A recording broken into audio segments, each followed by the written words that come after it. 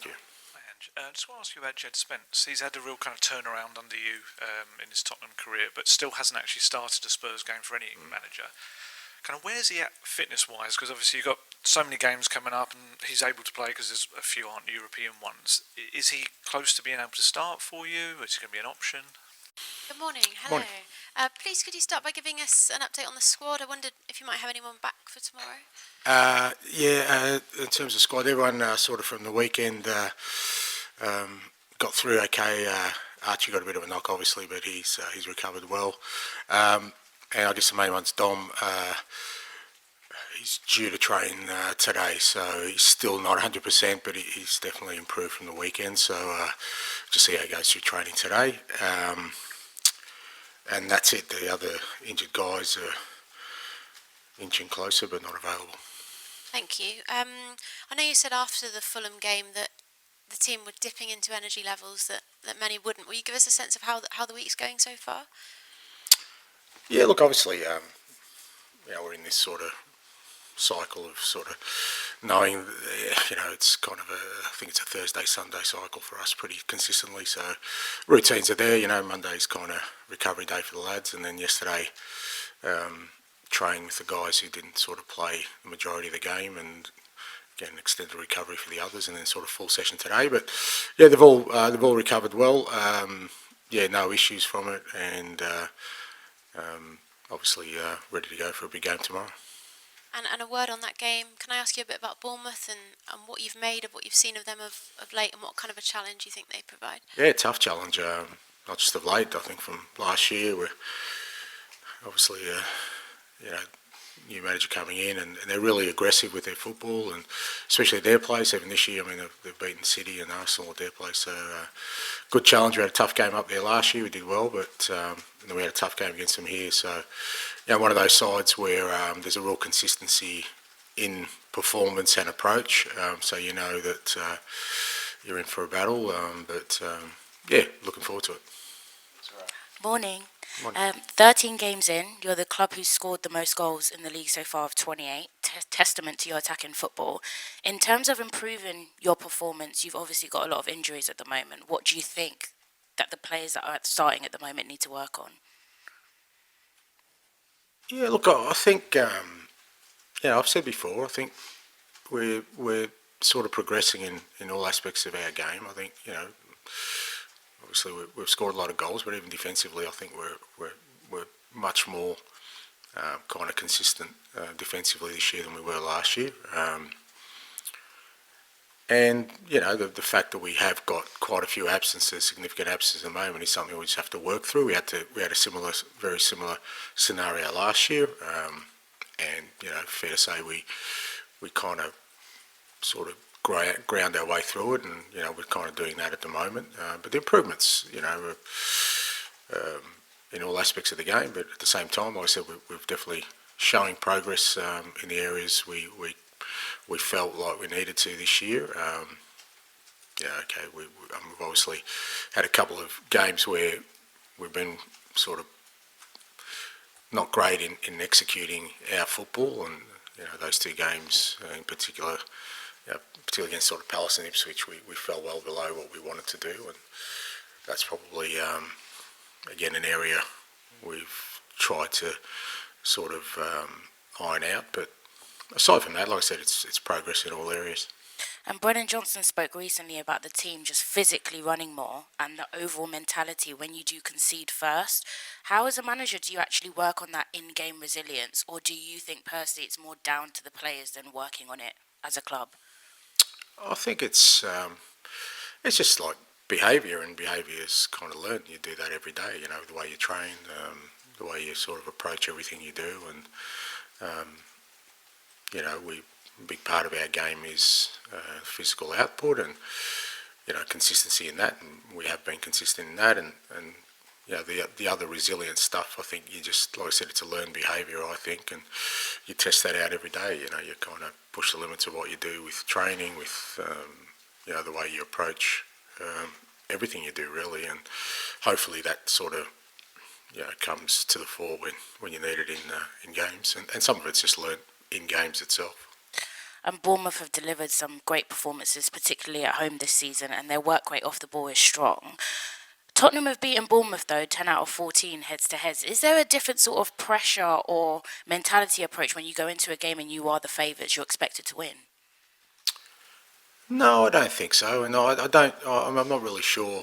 I think, especially this year, not just for us, but for most teams. I don't think there's, apart from Liverpool, there's no team I think thinks about going into any game thinking it's going to, they're somehow favourites, because there's been sort of inconsistency in results amongst all clubs, and that's because the evenness of the competition. So I think what you've done historically is kind of irrelevant. What we know is this year in the Premier League, all games are pretty tightly contested, and even if a team has kind of had a previous poor performance, they're just as likely to bounce back and put in a strong performance on the weekend. So, this week it's a bit different, I guess, because all Premier League clubs are playing 3 games within a week, so that'll test, I think, a few of the clubs that don't do that regularly, whereas we've been in that sort of cycle for a while. So, but yeah, we're expecting it. Like I said before, we're expecting a tough game down there. They're a good side who rarely dip below a certain level of performance, so it'll be a good test for us. Thank you. I just want to ask you about Jed Spence. He's had a real kind of turnaround under you in his Tottenham career, but still hasn't actually started a Spurs game for any manager. Kind of where's he at fitness-wise? Because obviously you've got so many games coming up, and he's able to play because there's a few aren't European ones. Is he close to being able to start for you? Is he going to be an option? Yeah, look, I don't know about a major turnaround. I think a major turnaround is Jed playing regularly at this level. So, just because he's hung around doesn't mean that's a major turnaround. I still think a lot of that's Jed just continuing to train hard and wait for his opportunity. Look, fitness-wise, he's always in good condition. We obviously train pretty hard. So, could he start a game? I think he could. Could he start multiple games? Probably not, because he hasn't played for quite a while. But he's been in and around the squad, and I guess particularly between now and Christmas, opportunities may come up for him. He almost got on the weekend, but sort of the red card changed things a little bit. But I think the key for Jed is that he's still training well. His focus is there, and just to be ready to take the opportunity when it comes. Strikers, I want to ask you about that. Obviously, you're in the situation again at the weekend with no Dom and Richarlison as well with his issues. Especially on Richarlison, with the frustrations that he's had over his Tottenham career, is that an area that you kind of have to look at now? Because I don't want to sound too harsh, but maybe you can't trust, because of previous experiences, that he's going to come back and be there for a prolonged period. Yeah, look, I think there's no doubt. Because again, when you add Wilson to that, and you add even Mikey now, he said, like I said, we had Dom out on the weekend. Now you kind of hope that sort of alleviates, although with Wilson, it's obviously long term. Hopefully Mikey, by the turn of the year, will be back as well. But again, he's 17. So yeah, look, with Richie, it has been sort of frustrating, because I just see the potential in him, and to be fair to him, when he's been fit, he's always made an impact for me anyway. I think back to the start of last year, and then when he came back into the team during the year, he went on a scoring run.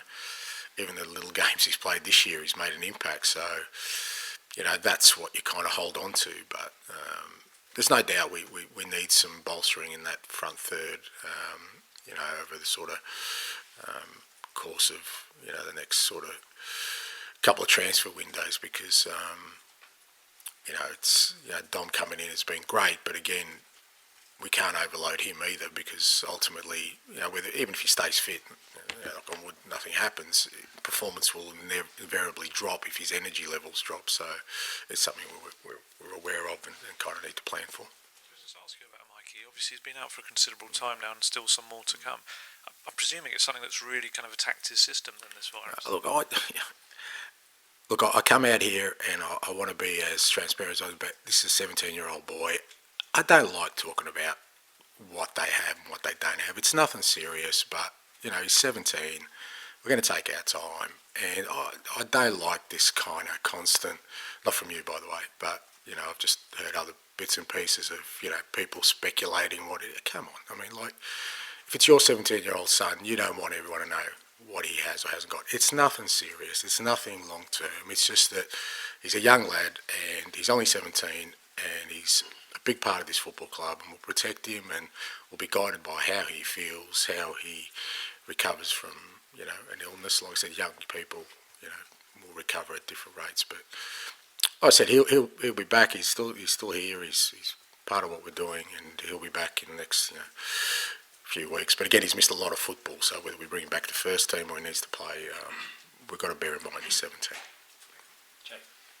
Oh, hi, Ange. Just staying on injuries, just wanted to ask for an update on Cristian Romero. Is he back training with the team yet? He's due to sort of have his sort of last session or last couple of sessions with sort of the rehab guys today and tomorrow. So we're kind of hoping that back in team training potentially by Friday, at the very latest early next week if everything goes well. Just wanted to ask you about the FA Cup draw against Tamworth, what your thoughts of that were, and how much do you actually know about them? Yeah, no, look, it's an exciting bit of the cup. I was watching it with my boys, and they asked me a million questions about Tamworth, and I had to do some quick Googling. I actually, no, to be fair, I'd watched the previous round, and I like watching the FA Cup games, so I saw how they got through, so I knew a little bit about them anyway. It's kind of the beautiful part of the FA Cup. I'm sure they're buzzing to sort of have a Premier League team there, and it's great for us because it's a tie that'll obviously have a little bit of interest around it, obviously, and one to look forward to. And then just staying with the FA Cup, wanted to ask you about Josh Keeley's goal. I'm sure you've seen it. So just your thoughts on that, and also what he's like to work with. I'm sure you've worked with him a little bit, and what you thought of him. Yeah, Josh. He worked with us last year, obviously, and with Birchie, and it's important with the young guys and with the goalkeepers, to get them eventually some game time. And I think the loan's worked out really well. He's gone there. He's worked his way into the team, and he's doing really well. He's goalkeeping well. I don't know how excited I get about goalkeepers scoring headers, mate.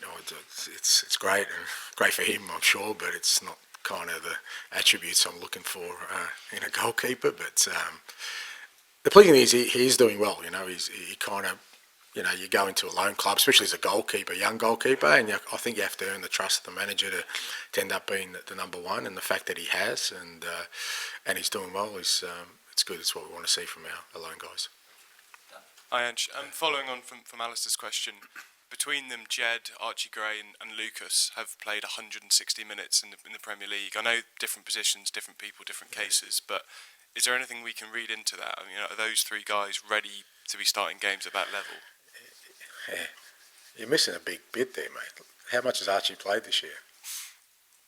Well, he's not in the Premier League. Yeah, that's my point. But we've had midweek games played. He's started Carabao Cup. He's started every Europa game. So he's played like he's part of this team. So I think he's separate from Lucas, and I think we've used Archie as an 8. I mean, I don't know how many of the top sides are using 18-year-olds regularly, but I think for where Archie's at, I think we've certainly utilised him in many different areas, and I think he's done fantastically well for us. I think Lucas and Jed are a different position. I think, with Lucas again, we need to sort of make sure that we allow him sort of to develop without sort of putting him in before we think he's ready, particularly for Premier League football. I think that's where the Europa Cup's been good for us, because it's a different level of football in terms of the intensity and the tempo, and Lucas is working his way through that. He's had a sort of couple of cameos in the Premier League as well. But like I said, with Jed, it's kind of a different scenario. But from us, like I said, we can't lose the sight of the fact that they're still 18. And like I said, if people can show me evidence of 18-year-olds playing regularly, apart from some exceptions, and there's a reason for that, and that is you want to sort of allow them to grow into it. But Archie, I've used Archie every time we've needed him, and he'll definitely play, significant game time for us this year for sure. And you have got another 18-year-old joining you in January in Yang. Yeah. I mean, it's the sheer number of kind of young players in the squad a kind of reason for patience, I guess, or. Yeah, I mean, it depends which way you look at it, Dan. But it's like I've said before. I think it's the way you build. I mean, I think if you're trying to build, what you want is young players, because ultimately, every team kind of goes through its cycles, and we don't have many at sort of the top end of kind of age-wise. We've got a few in that sort of sweet spot of peak years, as they call them. But we've got a lot who are kind of going to grow into that over the next number of years. And what you want is, hopefully those 18-year-olds, because not all of them, but the majority of them are going to start growing with the team and sort of break through. So there is a kind of, longer-term view that has to be taken with what we're trying to build from a team and squad perspective. So we have gone heavy sort of on the younger ages, but that's a deliberate approach, because I think we're at the start of a cycle. I think if you're closer to kind of where you want to be, and 2 or 3 years into it, you're less likely to, because then you're denying them opportunities. What we're hoping is we're bringing them in, but they'll still get opportunities at this point of where we're at. So, but again, the flip side of that is with Yang, 18-year-old coming from a totally different part of the world, a different league, is a massive step than, say, Archie doing from Championship to Premier League. So again, we just got to be mindful of kind of what impact we kind of expect for somebody like that. Is he here yet, Yang? No, he hasn't arrived yet, so he'll have some time off. Obviously, their league finishes, and I haven't spoken to the guys lately, but I know he's keen to get over here. We'll get him over here. I remember with Celtic, we signed a couple of lads from Japan and Korea, and sort of middle to late December, they kind of joined us, and it was a good lead into sort of January for those guys. Just finish with George, please. No, don't throw. I don't see any athletic prowess between both of you there, mate. So cheers, Ange. that's all right. I'm allowed a couple of sledges, mate. You had Sergio Reguilon on the bench on Sunday, and he's obviously out of contract and hasn't played a lot, but are you looking at him and thinking he's ready if he's required over this next month? Because you've got a lot of domestic games, haven't you? Yeah, look, he's ready. He's kind of training every day, so he's part of the squad. So we're sort of we're down in numbers, but there's also a reason why Reggie's in the last year of his contract with us. So we'll see how that all transpires, but nothing wrong with his attitude. He's obviously, like I said, training every day, and like I said, we've had literally schoolboys on the bench, so we're really down on numbers, even for the squad. So he'll probably be involved again tomorrow. And you mentioned you're down on numbers, but at the same time you sort of you rested Decky, didn't you, on Sunday? You took out Dom, and we've seen it since you've been in England that you've consistently sort of protected players. I mean, you've taken Sonny off against Aston Villa when it was 1-1. How kind of hard is it to do that as a manager when you know sort of the external pressure will be there if that result doesn't go against you? Yeah, it's not hard. I mean, you've always got to make decisions that you think are right. I mean, I'm never going to make decisions just to kind of alleviate or appease, people's opinions. And I mean, Decky's, he's been our best player this year, and I want to protect him because there's no chance he can play all these games that we've got. And like I said, even if they can play, performance will invariably drop because it's not sustainable, mate. So, we have to pick and choose. Obviously, I thought the weekend game, particularly with Pape and Matters and Biss in there, we're obviously missing Bentancur as well. So whenever I was going to leave him out, I was going to leave a bit of a gap, and then losing Dom on the day didn't help us on the weekend. So, but yeah, it's something we're going to do. We're going to have to do, particularly with the small numbers we have in the next sort of between now and Christmas. Like I said, hopefully we'll get Romero and Mickey back in this time, but the rest of them probably won't. So middle, front, third, and Bentancur included in that, he's not going to be available for a while. sort of middle and front third, we're going to have to rotate the players a fair bit, I think. Okay, we'll move on to the embargoed section for 10:30 p.m. tonight.